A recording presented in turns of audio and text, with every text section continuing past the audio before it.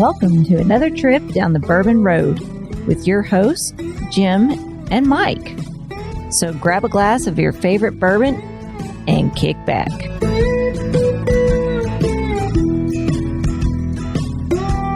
Well, you know who likes to give back to their community is one of our sponsors, Jim.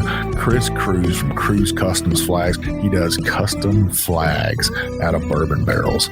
Not only does he do that, but he's also using veterans to build those flags with. I've got one right behind me, Jim. I know you got one on your bar. Beautifully handcrafted, repurposing a bourbon barrel, not throwing it away, not making it into smoking chips, making a piece of Americana, right? It's something that'll last probably quite a few years longer than a bourbon barrel would, right? Not only that, but he's using veterans to build those pieces of art with. You know, you gotta love that. But he's also giving back to his community at all times, helping veterans out like ourselves. He is really in tune to that. Go check his site out, cruzcustomsflags.com. You can buy his flags on there, key holders. Heck, Jim's got some these neat little cups that are charred inside, made out of oak, that you can put a cocktail in. They call those the whiskey grail, don't they? Yeah, that is, it kind of reminds you, when you think of a grail, but truly a whiskey grail right there. Go check those out at Cruz Customs Flags. Purchase from this guy, veteran-owned, veteran-operated, making a veteran-built product. Hello, everybody. I'm Jim Shannon. And I'm Mike Hyatt. This is the Bourbon Road. And today, Mike, it's another Craft Distillery Monday. We got ourselves a new bourbon here we haven't had before. It's something that has got a deep, rich history. Well, let's just say that it's something that sort of fills the bill for a distinct and historic distillery. Well, they got a story for sure. And you were talking before we started recording, and they know a little bit of something about distilling. Even though the brand is not known, the owners of the company, they make a lot of whiskey, they make a lot of spirits. So I'm excited to see them step up their game here and start playing in the bourbon world. So what are we looking at in our glass today, Mike? Well, we got the new bottle from Ben Holladay, or Holladay Distillery, out in Weston, Missouri. Now, this is a bottled and bond. So what we know about the old bottled and bond, Jim, is that the Act of 1897, right? Absolutely, which sets some pretty strict standards for bourbons of the time, right? And those standards still play a big role today. It just gives consumers a bit of a bullet in their gun when they're going shopping for bourbons. They always know they can go for those bottled and bonds and have a pretty good chance of getting something pretty good. Yeah, so the product has to be distilled at a single distillery from a master distiller, aged for a minimum of 4 years in a federally bonded warehouse, and bottled at 100 proof in that same location. Now, they took it a step further, and Missouri passed a law in 2019 saying it has to have be aged in an oak barrel manufactured in Missouri, and the corn can only be grown in Missouri. So that's something pretty cool they laid down. Now, this is a 6-year-old bottled and bond, Jim, which I like. I mean, that showed they took some extra time with this, right? Absolutely. It sounds to me like Missouri has a pretty one of the more strict requirements for their state's bourbon laws, right? So everything produced in the state, bottled, distilled, and the corn has to be from there, and the barrel has to be from there. Of course, that's not really a tough thing to do in Missouri, right? No, they got the Ozarks down there with plenty of big old oak trees and stuff. So for people that don't know, Weston, Missouri is north of Kansas City on the Missouri River there. I actually have some good friends, Angela and Nick Dunn, that whenever they first released this bourbon, they drove up there from Kansas City, some Coast Guard friends of mine, and they got one of the first bottles. And I thought that was pretty cool because he texted me from that distillery and said, "Hey, I got a bottle of this. What do you know about it?" And it just happened at the same time as we were getting our bottle. So we've had this in the house for a little bit. So I'm excited about it. Let's talk about Ben Holladay himself real fast, Jim. Do you know anything about him? I just know that he was one of those 1800s tycoons that was sort of at the top of his game, right? Well, he was at the top of the game. So he was born in Kentucky, and he moved out to that part of Missouri. And what made him kind of settle there was he knew about limestone water, and they have a spring on that property. And that's where he knew, hey, I'm going to make me some whiskey with this. But he was also known as a transportation tycoon with steamships, railroad, and stagecoaches. And he also owned the Pony Express for a while I was operating. His stagecoach line turned into Wells Fargo. That was the Overland line, right? So he owned Overland, and he sold that to Wells Fargo. The big money guy, right? Yeah, so he might have had a penny or two to his name. So pretty famous there with all that stuff. The distillery changed names several times over the decades, and but today they're owned by the McCormick Distilling Company since 1942. Now, if you don't know McCormick, McCormick vodka, McCormick gin, they got all kinds of value brands, the bottom shelfers, you would say. A lot of blended whiskey. They call it reserve whiskey. They sell a lot of it. Probably more than most bourbon, I would say, especially that McCormick vodka. I see a lot of people buying that when I go into a liquor store. But they spent $10 million on the renovation of this distillery. They got 2 giant rick houses made of, they say they're ironclad. I'd like to see what an ironclad rick house is. And or is that just tin? Is that what ironclad is? Well, I mean, they're metal buildings, right? So most of the rick houses in Kentucky have a metal skin on them. So I guess that's pretty common.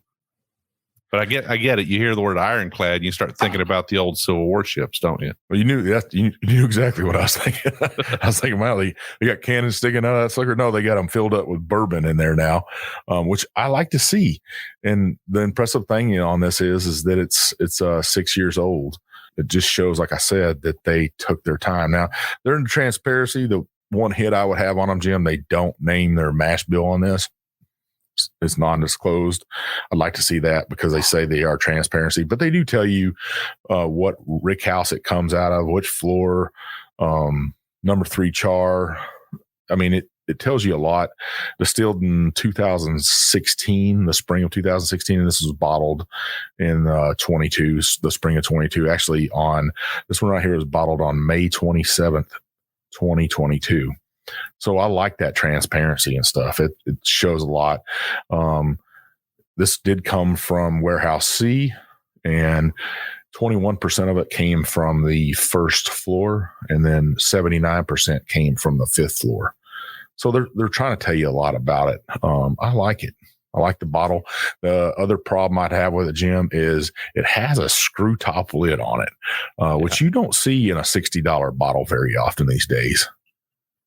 Yeah, that is kind of unusual. But one thing we do know about the screw top lids is they're an absolute seal, right? Yeah, and it's not a plastic one either, Jim. It's a little metal cap, which I thought was kind of neat. You don't see that usually either. You usually see the little plastic ones, and then over time they'll crack on you. But those little metal ones won't crack on you, will they? No, I don't think they will. I think if you find one of these bottles stuck away in somebody's cellar 50 years from now, it'll probably still have good liquid in it. Now, this does has a really cool label on it. It has old Stagecoach with some barrels beside it. Kind of a standard bottle. It has a straight neck on it. It's about a 2.5 inch neck. So for a long pour, that's not bad. I don't think it's just a standard whiskey bottle.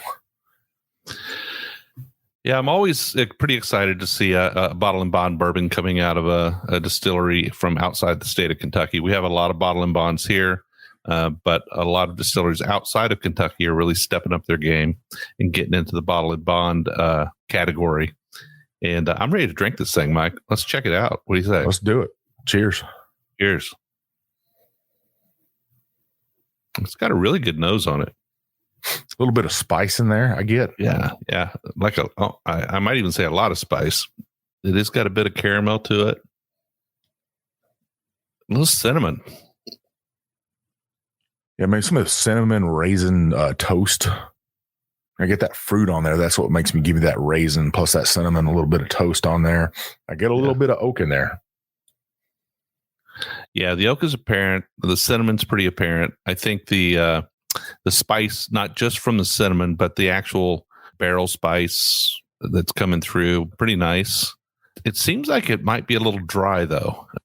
You never know till you actually get it on your palate, but just seems like it might be a bit dry. Well, heck, let's stop talking about it and drink it, Jim. All right.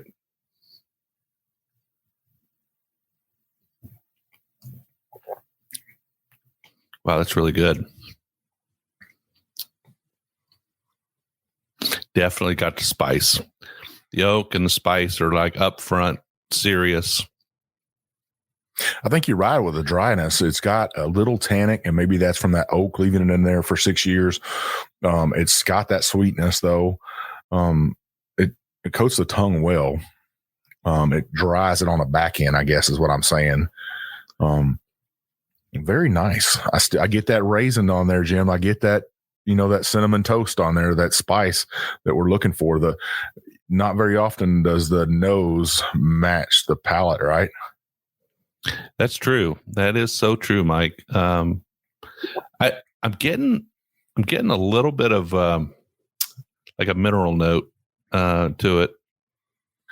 I won't say it's to the level of Dickel, but I am getting a little bit of a kind of a minerally note to it. But it's very delicious whiskey. It's actually got a pretty good mouthfeel too. Yeah, for 100 proofer, I don't think this needs any water or anything to it. I'd probably take away for it or dry it out even more. I like the mouthfeel on this. It's always nice to, what you're getting in a bottled and bond almost when you're drinking it. I'd say this drink some better than some large distilleries out there that are putting out bottle and bonds, Jim. Yeah, this is a really good whiskey, and I would say a very fine representation of a Missouri bourbon whiskey, right? Yeah, I mean, it's nice to see they did that. Missouri straight bourbon whiskey. I get a little bit of fig. I'm getting a little bit of that fig Newton on this, Jim. Maybe that's that raisin I'm thinking of, but figs too. I like those turkey figs, brown turkey fig. It's got a certain character to it. Maybe I'm not getting so much mineral, but that fig has a mineral taste to it. Yeah. This is not a sweet bourbon by any means. This is more of a spicy bourbon with a little bit of an oaky, dry character to it. The cinnamon is there on the palate as well. Almost a pepper, actually. Maybe like a Dr. Pepper. I don't know. When you drink a Dr. Pepper, you get that little bit of spice to it. Little tingle on your tongue. It's been a minute since I had a Dr. Pepper, though. Trust me, I haven't had a soda since May 22nd, Jim. That's good for you. I'm trying. You were either giving up sodas or bourbon, and the bourbon wasn't going anywhere, right? No, you gotta give up some things in life, and the bourbon had to stay. Yeah, Jim, this is a nice finish on this. I'd still call it a medium finish. It does sit on the palate a little bit. The only thing the tannic in this is a little bit drying for me. We've said it before. You kind of wonder what this would be like at 110 or what this would look like as a single barrel, like 120 proof. I bet it is just some magic in a bottle. Yeah. I bet it gets pretty, I would say this probably gets pretty hot as far as like spice goes, especially when you start taking some of that proofing water out of it and just letting it be what it was coming out of the barrel. This has got a great character to it. It's got a good profile. Mike, I would drink this thing on a regular basis. It's that good. Yeah, I think it is a very good drinker. It'd be a buy. $60 is not bad. We've seen other distilleries release their bottled and bonds at about that price range. I think it's very fair. The color on this is nice and dark, like a dark worn penny maybe. Overall, it's a great little bottle. Like I said, the only thing I can knock on it, Jim, was that it's got that metal cap on there. It was the strangest thing because I thought it was a cork at first, and I'm trying to pull that sucker off of there, and it wasn't coming. Well, I think it's a good looking label. It's a good looking bottle. $60. Where did you find this one, Mike? Well, they were kind enough. They sought us out, Jim, and they knew about us, and they called me and said, "Hey, would you guys mind doing a review on it?" So, Holladay Distillery, thank you for reaching out to the Bourbon Road, taking a chance on us. We try to give it a fair review. Like we both said, this is a buy for both of us, even though we got this bottle for free. But I would guarantee you there's none going to get wasted or poured out on this. I won't even mix this in a cocktail, Jim. It might even show up on the roadie bar. Mm-hmm. If I don't drink it all. Well, you could come over here and drink it too, or I might just bring it over there and drop it off your house when we're recording other stuff. But yeah, I think this will be one of the bottles we'll take to the Bourbon on the Bank. So we're going to be on October 1st. We'll have the Bourbon Road Lounge there. We'll have our friends from Leaper Fort Distillery there, but we'll also have, I don't know how many bottles we're going to bring, Jim, but we'll have a plethora of bourbon with us and rye whiskeys. And I mean, we might even have somebody tending the roadie bar this year. Make sure you go ahead and buy your tickets from Bourbon on the Bank's website. I think they're $65, folks. You can also buy a VIP ticket for the night before. There is a dinner. There's some great ladies will be speaking there. Almost every one of them has been a guest on the Bourbon Road. You don't want to miss that. I think that ticket's $100. You get dinner. You get a private auction of some amazing bottles, right, Jim? That's right. So, I mean, there aren't just everyday bottles in this auction. There are some, but there are usually quite a few unicorns, like a lot. Yeah, so if you want to come hang out with us, what we would like you to do, though, is go ahead and go to our website and pick up one of those Bourbon Road T-shirts or a Bourbon Bullshitter T-shirt so we can know who you are when you walk up to the Bourbon Road Lounge. That's an easy way to identify somebody, right, Jim? That's right. So normally we have to verify before you get to belly up to the Bourbon Road bar and pick your poison. We have to verify that you're a roadie. A lot of times we just know you, and so it's not a problem. But if you're wearing either a Bourbon Road T-shirt or a Bourbon Bullshitter T-shirt or a Bourbon Road hat, there'll be no questions asked. Just belly up, right? Yeah, just come up there and get yourself a pour. We're going to have some pretty amazing bottles there. Our beautiful wives will obviously be there, Jim, with us. They'll be enjoying some bourbon this year. If you would like to help us out with the Bourbon Road Lounge, if you would like to work our T-shirt sales, or if you would like to help us pour at our bar, reach out to Jim or I. We'd really appreciate the help. Well, Mike, it's a big thumbs up for me for the Ben Holladay Bourbon, the bottled in bond 6-year Ben Holladay Bourbon. I would say this is definitely on my radar now. I'm not going to miss it when I see it on the shelf. I would suggest that our listeners pay close attention to this review and make up their own mind, either by purchasing a bottle themselves or by having it at your local establishment. I think you'll be surprised. Yes, sir. Yes, sir. I totally agree with you, Jim. Well, listeners, you know where you can find us. You can find us on TikTok, Instagram, Facebook, Twitter. Man, we're all over the place these days, right, Jim? That's right. We are very, very busy guys. We actually have a private Facebook group called the Bourbon Roadies. And that's kind of where that's where our peeps hang out, right, Mike? Yeah. You got to answer 3 questions to get in and belong. Pretty simple. Are you 21? Do you like bourbon? Hell, I think everybody likes bourbon, Jim. Or we can talk them into liking bourbon, I think. Yeah, it won't take long with it. Once they come in that Bourbon Road tent, we got them. Yes, sir. Yes, sir. And you got to agree to play nice because we don't tolerate any rudeness in there. Like we always say, whether you drink from the very bottom of the shelf, that old 10 high, like I used to like to sip on a little bit, or all the way to the top of the shelf, that George T. Stagg that Jim just covets. Anywhere you're in there, we don't care.